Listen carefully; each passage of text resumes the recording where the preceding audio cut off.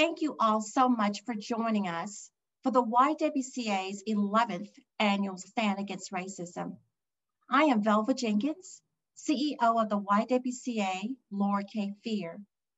We have an excellent program tonight as we come together in community to take a stand against racism. The YWCA Stand Against Racism offers our community a chance to come together in solidarity with communities of color and to recognize that we all have an important part to play in the elimination of racism. The YWCA is on a mission to eliminate racism, empower women, and promote peace, justice, and freedom and dignity for all. Tonight, we share the clear message that the Lower Cape Fear is made stronger through our diversity and that hate has no place in our community.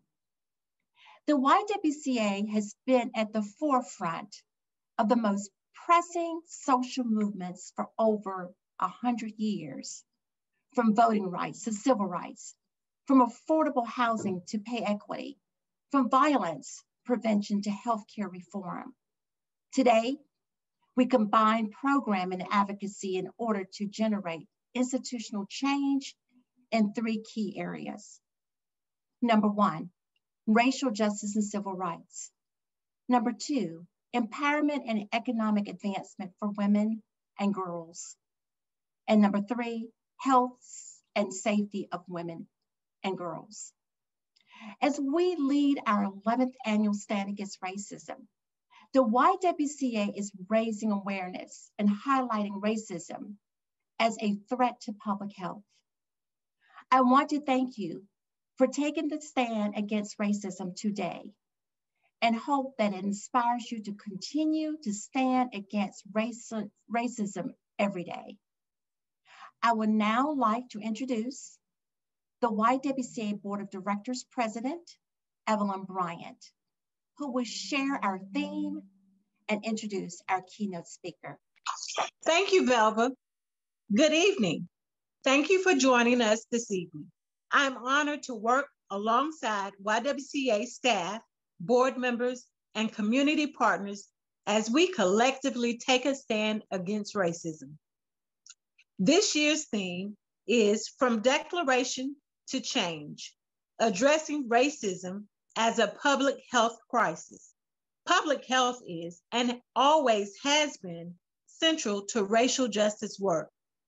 The COVID-19 pandemic exacerbated the impact of systematic and structural racism on communities of color across health, education, justice, and economic sectors. Decades of unfair social and economic and political systems have created inequitable communities that are disproportionately burdened by injury, disease, and premature death. These unfair systems are not random. They are rooted in racism. Understanding and addressing systematic racism from this public health perspective is crucial to eliminating racial and ethnic inequalities and to improve opportunity and well-being across our community. Our collective efforts can root out injustice, transform institutions, and create a world that sees women, girls, and people of color the way we see them: equal, powerful, and unstoppable. I would now like to introduce Elizabeth Barfield Ford. Elizabeth is a health equity education specialist at New Hanover Regional Medical Center. She graduated from UNC Chapel Hill with a bachelor's degree in African American Studies, accompanied by a minor in medical anthropology. Elizabeth is currently pursuing a master's in healthcare administration through UNC Wilmington and will complete this program in 2021. At NHRMC, Elizabeth facilitates the education needs of employees to enhance workplace diversity, encourage a culture of inclusion, and address health disparities within the population they deserve. Elizabeth Barfield Ford. Hello, my name is Elizabeth Barfield Fort. Thank you, Evelyn, for that great introduction. So just going to be talking a little bit about a topic that is at a lot of people's top of mind. Some people are being encountered by conversations around race, racial justice, racial inequities, disparities for the first time and don't know how to engage. So if that's you, thank you so much for leaning into the conversation. If it's you whose heart has been heavy laden by these conversations for years, your eyes have been open to the different injustices of our country, our community. I also thank you for participating and contributing your voice to the dialogue as well. So I'm the health equity educator at our local hospital and do a lot of work around just educating people. And a lot of what my role allows me to do is just talk with people, hear people's stories, hear their perspectives, their biases, their opinions. All of those different things are relevant when we're having these conversations because it requires us to be honest and truthful and share our different pieces of the puzzle. No one voice is more important than the other, and being able to really have these honest conversations, even if they're painful or uncomfortable, is what's going to help us push forward, not only as a community, but as a country as a whole. So I'm sure a lot of you have heard public health declaring racism as a public health crisis. Some of you are a little confused about what that means or don't feel that it's that serious. And we want to talk through some of the ways that it's more of a systemic issue than maybe just calling someone a racial slur or being discriminatory. It goes so much deeper than that. And even thinking about our history here in Wilmington. If you haven't heard of the massacre of 1898, something to look into. Seeing how all these different things have implications in healthcare. No one industry has done this right. We are seeing instances of disparities and racial injustices and just different issues throughout all sectors. So trying to figure out how it's most relevant here in healthcare is what we want to delve into. Why are these disparities being seen over and over again? For those of you who are new to disparity conversations, even thinking about how the emergence of COVID-19 in 2020 has brought this to light for a lot of people. Seeing that Black and brown bodies are either not being able to get access to vaccines or dying at higher rates than their white counterparts. Makes you scratch your head. It makes you start asking questions. And it's unfortunate that it's taken this circumstance, this situation to really start delving into this, but we're here now. Really looking at how structural racism can greatly impact the different social determinants of health today. All of those things getting poured into from different racially discriminatory policies within our own government, within our own structures. All of those different things are contributing to the social and economic health inequities that we're seeing. So as far as our own community here in Wilmington, we've even made the claim that our county commissioners have boldly stated that racism is a public health crisis. And I also agree. As a woman who was born and raised here in Wilmington, it's something that we've seen repeat itself throughout different pieces of our history. So even thinking about our organization, we have taken a stand against all of the different isms, if you will, trying to make sure that everyone who comes into our organization feels like they belong and feels like they're going to receive equitable and appropriate care for whatever they are presenting with. So some things to think about if you're still trying to process what some of these conversations mean. Find different ways to get plugged in the community. The YWCA does an awesome job of holding different events like this, holding different things within our community to be able to talk through these issues, to be able to meet people who are different from you. And honestly, that's been my own personal approach, finding ways to meet people, to converse with people, to share life with people who don't look, think, act, believe, live like me. Because just because someone's experience is different or the way that they go about their lives are different, it doesn't mean it's wrong for us. It's just different. And at the same time, if you're a person that is struggling to even understand the concept of racism or feels that it's a myth or not as big of a deal or it shows up in different ways, I really invite you to listen to the experience of the people of color around you, to really lean in before getting defensive, to really hear what's going on. Because as we've taken this stand as our own organization with the local hospital, being able to just hear our fellow team members' experiences, sharing their stories, their pains, their trials, it gives you a different level of empathy. And a part of that, we've made it a part of our own strategic goal. So if maybe you're a business leader that's joining the call tonight and you're not sure how to get involved or how to apply this to your own business. Yes, health equity is its own segment, but there are so many other ways that you can implement equitable practices. Sometimes diversity and inclusion can feel like a buzzword. Everyone wants to chase diversity. We want to have inclusion. So why do so many companies still struggle to have diversity and inclusion? It's because we're missing that key element of belonging. Having diversity for diversity's sake, that's just a bunch of different people who look differently, think differently, act differently in a room, but nobody likes each other. That sounds absolutely miserable. If we're all just not the same, but no one is actually going along for the ride, no one actually feels like their voice matters, no one actually feels like they belong at the table, what's the point? So really, I encourage you all, anyone who's listening, to examine your motives. Examine the end goal that you have. Examine your different beliefs or thoughts. Really interrogate them. See where they're coming from. See what things in your life have built on them. And then at the end of the day, just ask people what they want, what their experiences have been. When you're bringing someone to the table, don't just have them at the table for to check off a checkbox. Really be listening in and leaning in. There have been numerous times where I have had to be called in and say, hey, this is what I thought about what you said, and here's why. Don't be shy, don't shy away from when someone says, hey, you could have done that a little bit better, or when you said this, it made me feel this way. We're so quick as humans to shut down and just come back within ourselves and say, oh, no, I'm not a bad person, I'm a good person. What we would like to think is no one is an inherently bad person. A lot of us are just uninformed. So taking the time to approach this conversation humbly is what's going to be required. So again, as our own organization, looking for ways to put this into our policies, our different procedures, our standards of operations, even putting money towards this. You can't go about these different initiatives without actually having dollars attached to be able to actually do the work. So many times we expect people to just be unpaid volunteers or go out from the goodness of their hearts to work on these different initiatives. But having dollars attached shows that it's a true commitment. They say where your money goes, so lies your heart at times. So thinking about how we can be more intentional about where our dollars are and aren't going.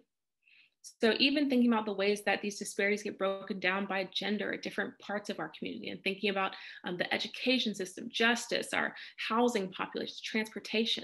We see that in so many different ways, even in our own organization. Thinking about how different parts of our community have access and which ones need improved access. And that's all what health equity is about. We don't want health equality. Equality, it just gives everybody the same thing. But if one person has a certain need that another person doesn't, just giving them all the same thing is not going to help the person who's in need. That's what equity does. It breaks down those different barriers for the person who needs a little extra help. And that's what we want to be as a community, to give people that extra push that they need, not to shame them, not to say that they should have done it on their own or boost ourselves up and say, oh, well, I did it on my own. We're not all built the same. Equity looks to restore, to bring about justice. And in a lot of those different ways, we're understanding, again, those systemic level issues that have happened over years and years. And yes, for people who weren't around during that time, we understand that's not your fault. But it is all of our responsibility to do something differently to build a better community where we can all live, work, grow. Thank you so much for joining in the conversation today. If you have any other questions, feel free to reach out and we can have a deeper conversation. What an amazing presentation. Thank you so much, Elizabeth. You've really given us some very thoughtful and reflective ways that we can stand against racism. Now, I am very excited to introduce to you our panel of community leaders who are addressing and declaring racism as a public health crisis. Introducing my panel, we have Manuel Lloyd, Adele Segovia, Hunam Kalum, and Pamela Jacobs. Please enjoy our questions and dialogue.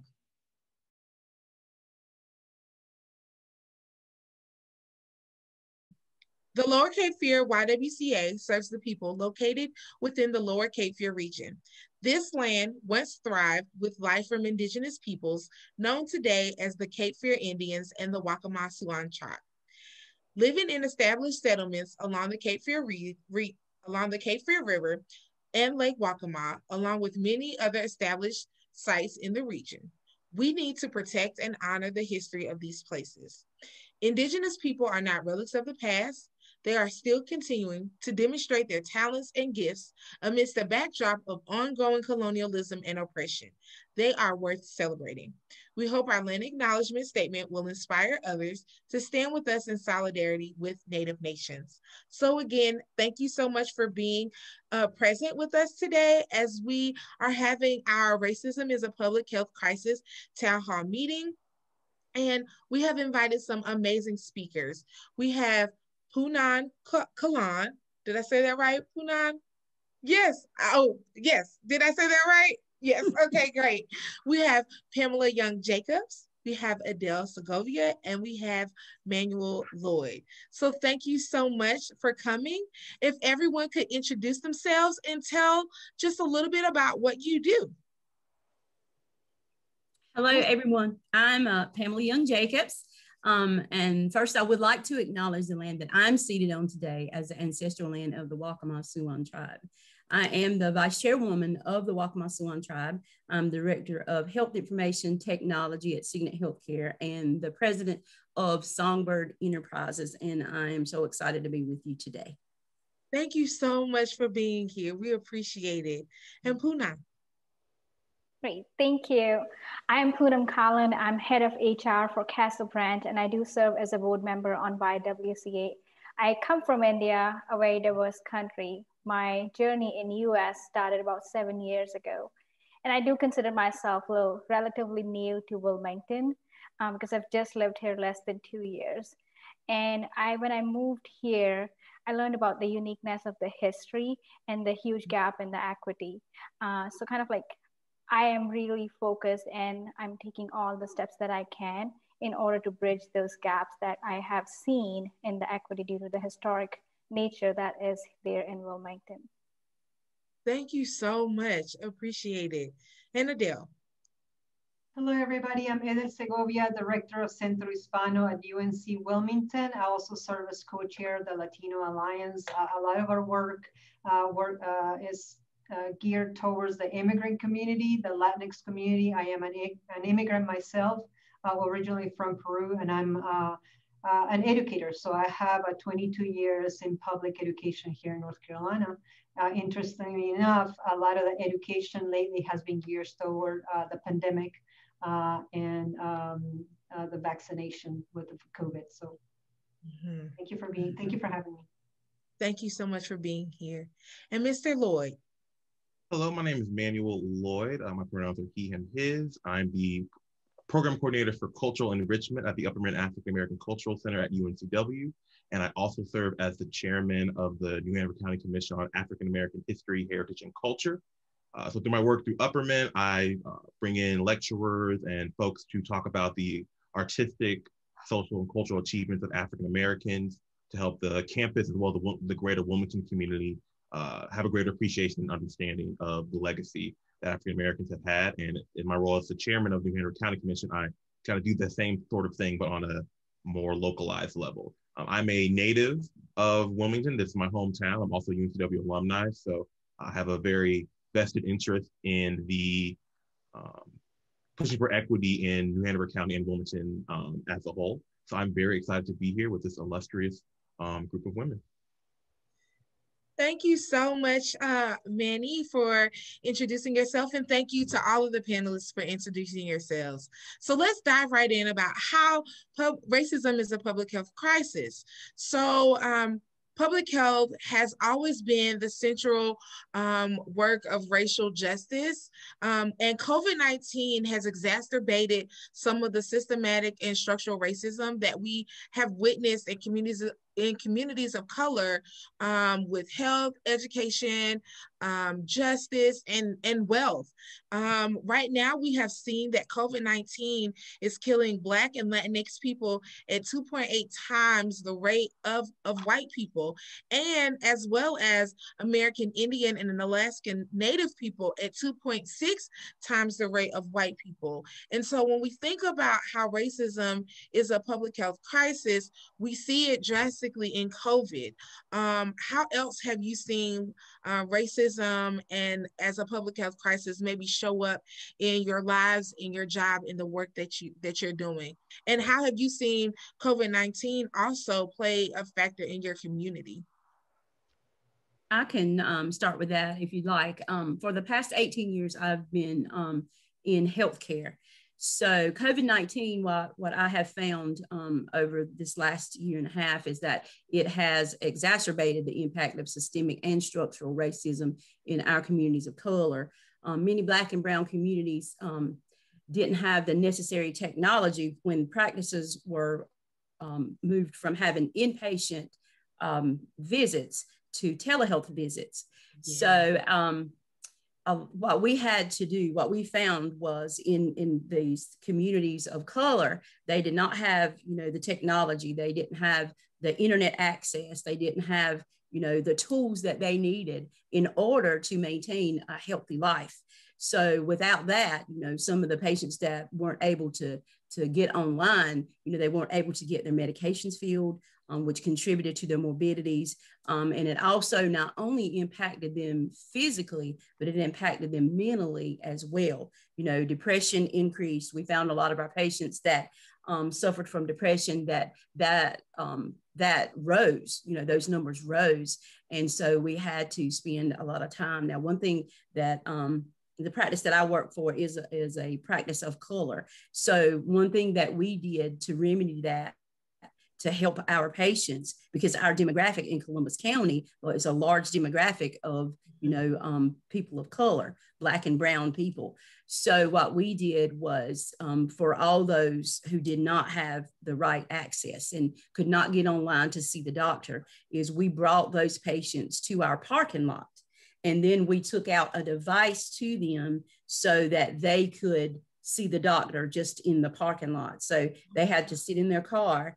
And we did those visits with them. Those that needed labs done and shots and that sort of thing, of course, we brought them in on a very contained basis, and we were able to do that for them, to make sure that they were, staying in good health. But, it was very disappointing to me that these communities did not have the tools they needed. And for some, it spoke to their very life, whether or not they were going to survive or not. So, but those are some of the remedies that we did to help along with COVID. And I saw that a lot of our patients, their health declined during COVID, because compared to what healthcare looked like before COVID came along, and then what it looks like now, and then all of the technicalities that went along with that, and folks that weren't able to, to get there. We had one patient, and she doesn't really have anybody. She's an elderly Black lady, and she wanted to get her shot. So I called over to the hospital. We made an appointment, worked together with those girls. I said, call her on the phone, be very patient, because she does not understand. And they just did an outstanding job at getting her there, making sure that she got in, explained everything, and then call back to let me know that they had taken care of her. So, the world of healthcare has definitely changed, and we have to make sure that we are putting forth that extra effort to make sure that we're reaching all of these individuals that need that additional attention. Absolutely, absolutely. Go ahead. Yeah, I was just gonna say, like, the example that you gave is kind of like a real portrayal that the gap in equity exists, right? Those people did not have the resources they really needed. They were not educated enough. There was gap in education. There was gap in resources. And obviously our healthcare numbers shows that the diseases are more in certain groups. And I'm glad that the county, the state as a whole has realized, and when they were distributing the vaccinations, they did make intentional efforts to give the vaccinations or make the vaccinations available to minorities first. And then that in itself is a testament that it is a crisis that needed to be addressed, and the government has taken steps. So that I believe it is really critical that we start addressing the equity so that we are able to bridge the gap that it exists, because the plain the level field is not like plain. And for me, when we are really trying to address that gap, we cannot just say that we're going to leave the door open for everybody and everybody can come in. To me, that really, really represents that equality. But if we really want to bridge the gap, you not only have to leave the door open, but you have to pave that pathway so people can climb in. And thank you for doing that. I think it's everything that your organization did was going above and beyond and painting that pathway. Yeah, absolutely.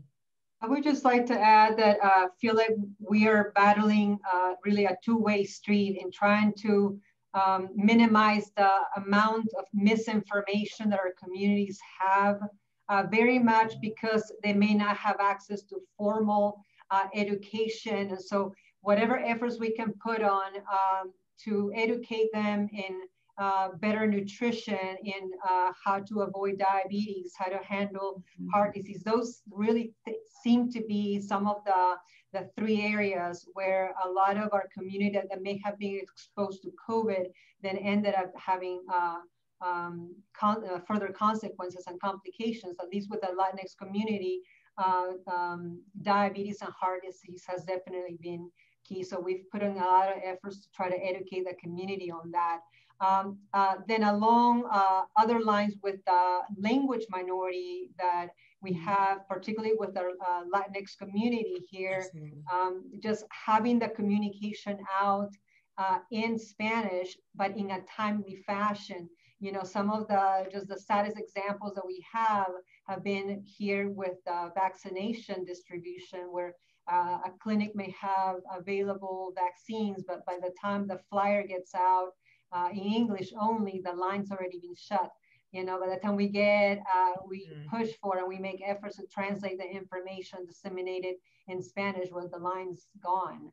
So I'm being very glad to see that it's been, it started as a very slow move into getting agencies to take imminent action, a timely fashion, and more so in this past 2 weeks, we've definitely seen tremendous improvement on that. But it was, it took a lot of work and just different sectors of the community just kind of coming together and own that. When they started seeing that we were able to disseminate info, but when you said call the line, there was no press 2 for Spanish, or when you called the line, there was nobody on the other end actually speaking a language that the patient could understand. So that is just an example of how we need to work towards including the other, in this case, the language minority. And I would like to also add, Adele, to that, is that there was also a misconception about Social Security numbers, and people who were undocumented are saying that you needed a Social Security number in order to get the vaccine. And there was misinformation about where you could go. Was it the hospital? Was it not the hospital? There was a lot of miscommunication. And so I definitely think, well, what I've seen is that they've tried to clean it up along the way to make sure that once people got information, that at least by the time they got where they needed to go, that they had some form of information that was accurate. Because I think it's also important, whether you're documented or undocumented, that you had access to healthcare and the vaccine. And so I'm glad that that effort was made. So Manny, do you have any thoughts? I kind of want to go to what Pamela had said in regards to COVID, not just affecting folks physically, but also like socially and emotionally. At UNCW, at the Upperman Center, it's normally a place of kind of gathering and community, similar to Centro. And after the racial uprising after George Floyd, Breonna Taylor, normally that would have been a time where our students would be able to come together and be with each other and provide that community and solidarity. But because of COVID, they weren't able to do that. And so really this entire year, they've been kind of siloed, having to come in and walk through all these things kind of by themselves, specifically Black students. But I know like any type of people who are, mostly our community of color who are being most affected, are not able to be with one another. And so I think that's really the biggest thing that I have seen, is just kind of students and even faculty and staff just trying to, figure out whether it be Zoom calls, whether it be, going out to, socially distancing outside. Like that's been kind of the tough part, of not being able to be there and comfort one another in the ways that we've done in the past. So I think that, and that's, anyway, like I said, when it comes to Zoom, it's like some people don't have that access to that type of technology. So, that's kind of been the biggest thing that I've seen that's jumped out to me in the work that we've been doing.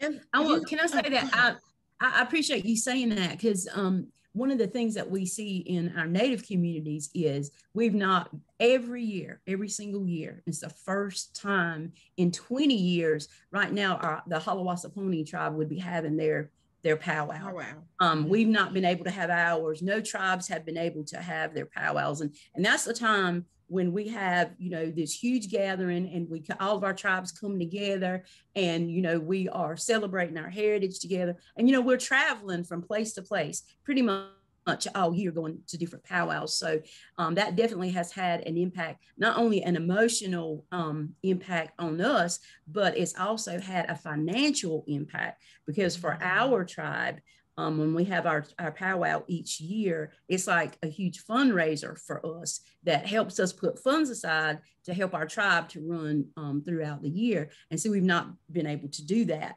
So we've had to come up with other ways to sustain the programs that we have, and we are thankful for, some of the grants that came down that we were able to participate in.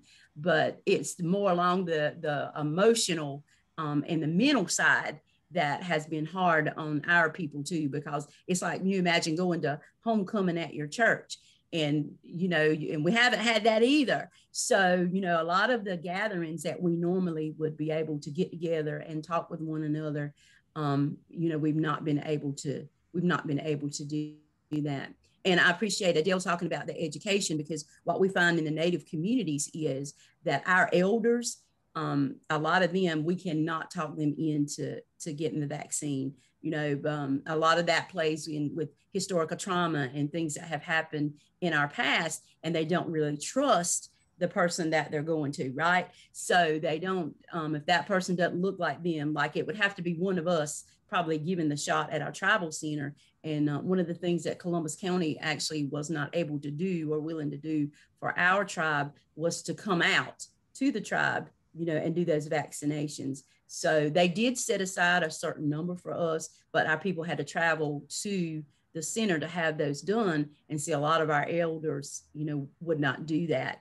So, but, we're still educating and talking to them. And whenever we were vaccinated, a lot of us that are in the healthcare profession, a lot of our doctors and nurses, and then other tribal members, we also encourage them to, when they were vaccinated, to post it and say, I had my vaccination and this is how I'm doing, so that would kind of build a little trust. Now, the thing that probably is sort of scary to everybody is the fact that Johnson & Johnson got pulled just a couple of days ago.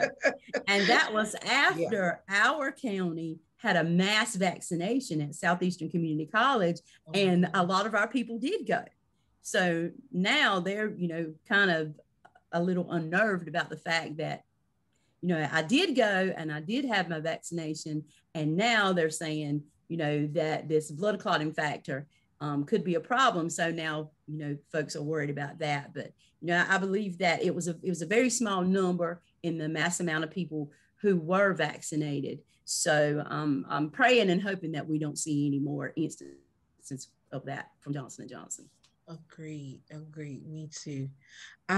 One of the things that Manny and everybody has mentioned is this notion of access. And I think that access is one thing that is also keeping racism alive, and racism, sexism, all of the isms alive, because people don't have great access to good quality healthcare, to education, to the internet, to legislation. And so, my question to you is, how do you see access also in your communities, or just in general, as also a public health crisis due to racism? I can jump in on that. I think access is critical, and we know there's a gap that exists, and it is not there for certain people. And if we are not being intentional about addressing that gap up front, that gap continues to grow.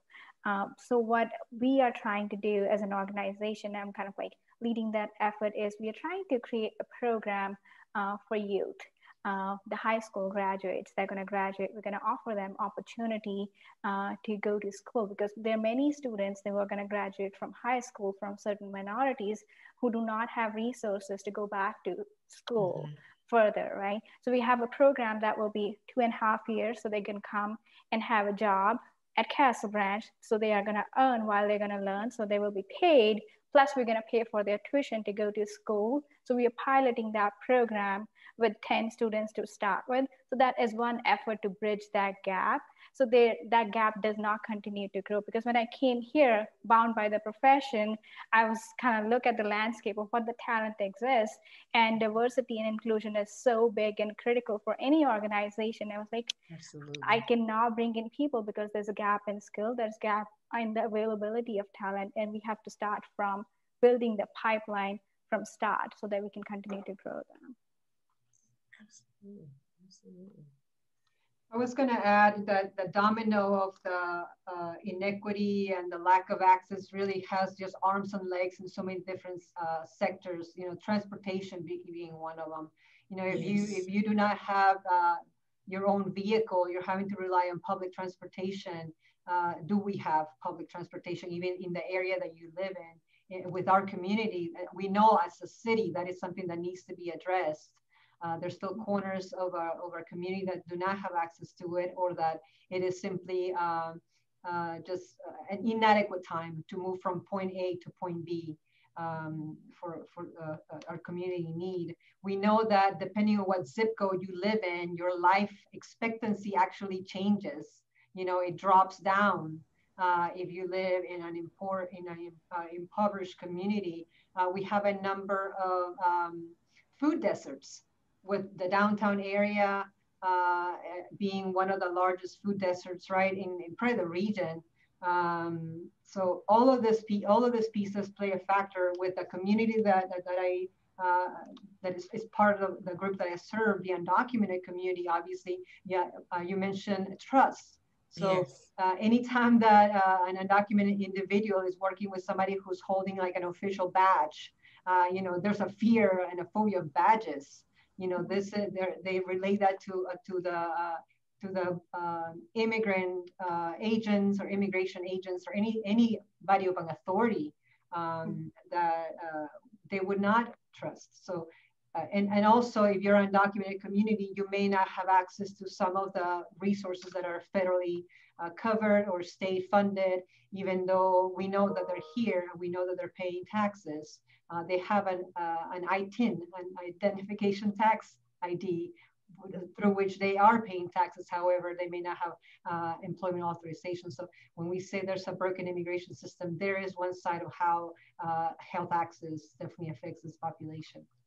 Absolutely, absolutely. And I think that does contribute to that crisis and continues to grow it, because now those people are afraid to go and get the healthcare needs that they have. And it just kind of keeps on building upon it. So there's kind of like no way that because of that gap that continues to exist and continues to grow, they don't have the jobs that will give them insurance. And a lot of people don't have insurance, and healthcare cost is so much that affordability becomes an issue. Fear is one thing, but affordability is another thing that really contributes to the crisis within the healthcare. Absolutely. And I mean, affordability across the board, affordability for safe and health abortions, affordability for dental care, affordability for childcare, affordability for cars, affordability for insurance. You know, it doesn't stop. It really doesn't stop. And so, you know, that's how we feel. It always points back to the structures that exist in our society is once we embed diversity and inclusion into the structures of our society is really when we're going to be able to see a change.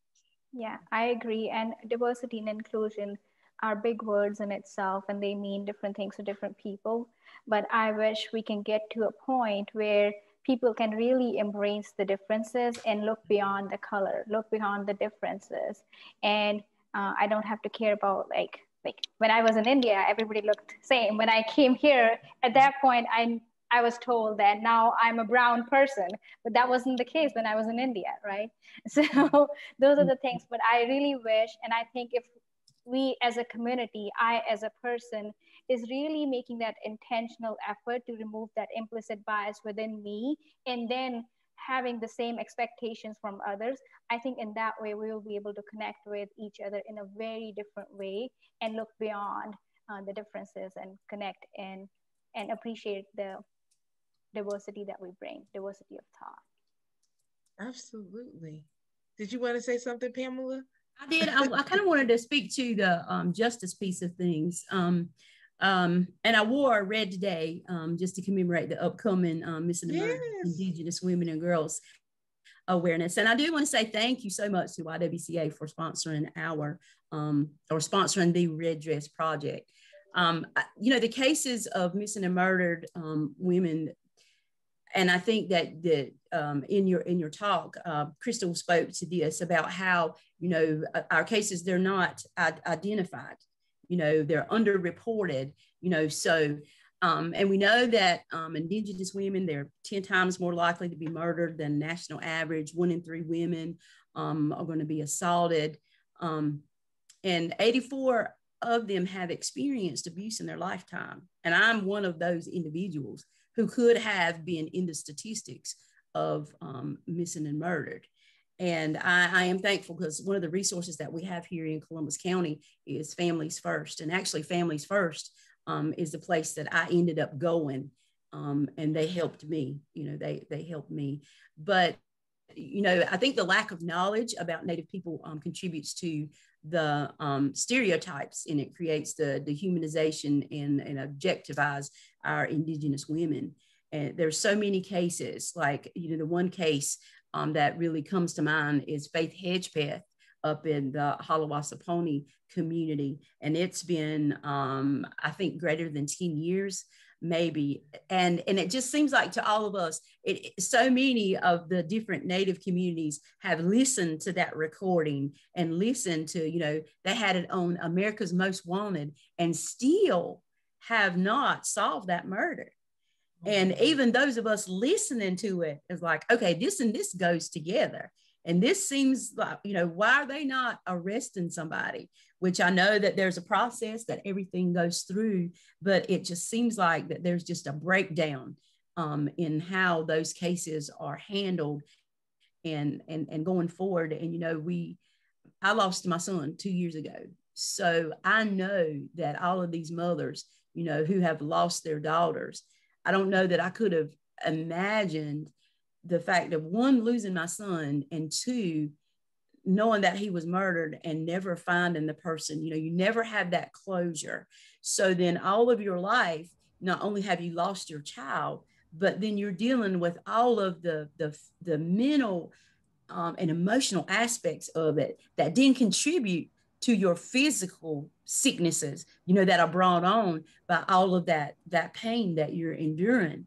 So, you know, I just, you know, pray for a better way of them solving these cases, you know, and counting these numbers.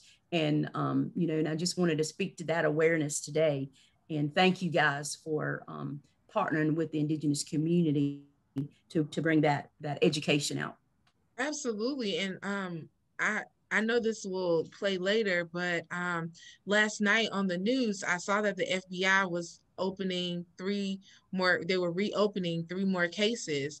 And so, you know, I really hope that the red dress exhibit that is going to be in the Lower Cape Fear is going to be represented in Columbus County, New Hanover County, Brunswick County, and Pender County, that people are made more aware of missing and murdered Indigenous women.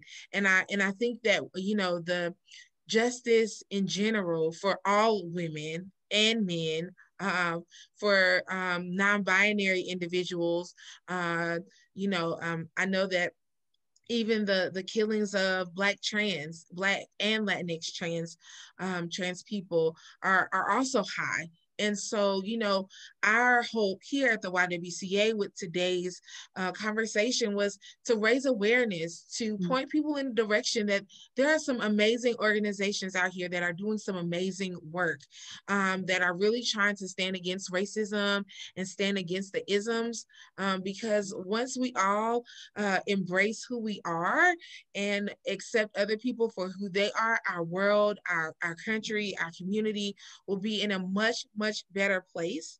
And I know it can happen. So in our final few minutes, I would like to go around and ask everyone, what does hope look like for you? And what does hope look like for your community? For me, I'm a part of this amazing organization. I'm on the executive committee for American Indian Women and Proud Nations. And some of the things that we do is empowerment, you know, women's empowerment for adults and young women. For me, hope looks like the equalization of all of us, and the promotion of good health, mental, physical, spiritual, you know, all of that combined. And I believe that we do that by education, bringing awareness. And then most of all, in my mind, is us showing that love and compassion toward one another so that we can lift one another up. You know, it's about edification. You know, it's not about tearing down between communities, you know, no matter what minority community that you come from, but it's about us building together so that we can grow together, and that our lives and the lives of our children and grandchildren would be one that is a future of hope. Thank you so much, Pamela. And Poonam. Sure. Kind of like, I want to build on what just Pamela said. I really believe the greatness of a community is really measured in the compassion that its members bring to it. And I believe it's a call to action to everyone who lives in the community. It starts with me, it starts with you, and each one of us who live within the community, because it's going to take the purity of heart, that unconditional community commitment to really bridge that gap that exists. So I really believe that if I can do it within, then I can make a better connection with others. So it's important that we really look within and start making those pure connections, which are beyond the differences. Thank you so much. And Adele. I agree. I think hope definitely lies in seeing ourselves in the rest of the community as opposed to us and them, me and the other, or the black and brown, or the polar opposites. When you realize that we're working for our own children, be that they eventually may actually be our own flesh and blood, regardless of heritage, regardless of color. When you see yourself in the community that you're serving, and that's where it hits home. And I think that's where the hope lies. And also for the greater area, working in collaboration as opposed to competition, working, aligning our talents so there's not duplication of efforts, but actually true collaboration to be more efficient and more effective in reaching different sectors and all corners of our community. All right, and lastly, Manny. So I think everything that has been mentioned here already is definitely my hope. I think it was mentioned earlier in this conversation about intentionality. And I think acknowledging racism as a public health crisis and not a Black health crisis, a next crisis, specific crisis for these, indigenous crisis for these specific groups. But if we are in a community together, then there are people in our community, like in our family, who are suffering, and we need to be intentional in how we help them and how we aid them. And being intentional doesn't mean, well, we're just going to do this one thing. No, we need to figure out, what do they need? How do they need this assistance and help? And just having that intentional action. I think the first step is acknowledging racism as a public health crisis. As we talk about the folks who have been murdered, if this was a biological disease and that killed all these people or had caused all of these issues, we would be putting all of our resources, the CDC, and trying to find a way to stop it. We need to look at racism in the same way. We need to look at it as This is something that is eating away at our community. It is eating away at the lives that our people are being able to live, are able to live. It interrupts their ability to have joy and hope and happiness. And we need to address that, and we need to fix it if we truly want to be a community that is inviting and open and healthy for all. Yes. And thank you so much for tuning in, and continue to stand with us, because racism is a public health crisis. Thank you so much to all of our panelists. Understanding and addressing systematic racism is crucial to eliminating racism and ethnic inequities, and to improving opportunity and well-being across communities. Thank you for supporting Stand Against Racism. Thank you for joining us this evening. We are fully aware that the struggle to eliminate racism will not end with a mere pledge and a panel event, but calls for ongoing transformation within ourselves and the institution and structures of our society. I hope you will leave this evening feeling inspired to get up and do the work to root out injustice, transform institutions, and create a world that sees women, girls, and people of color as equal, powerful, and unstoppable. I hope you continue to educate yourself on racial issues and share what you learn with your community. YWCA has a 21-day racial equity and social justice challenge that can be found on our website at ywca-lowerkfear.org. That is a good starting point to build more effective social justice habits and give you tools and resources to be anti-racist. We also have a monthly talk on race and a talk on health, which both educate, advocate, and empower our community to close disparities in all facets of life, and particularly when it comes to race and health. When we also welcome you to join the YWC Advocacy and Racial Justice Committee, whose goal is to help the Lower Cape Fear improve more race relations and find ways to eliminate racism through constructive dialogue and meaningful actions. Please visit our website and Facebook page for more ways to get involved and information about upcoming events. Once again, thank you for joining us this year. Stand Against Racism.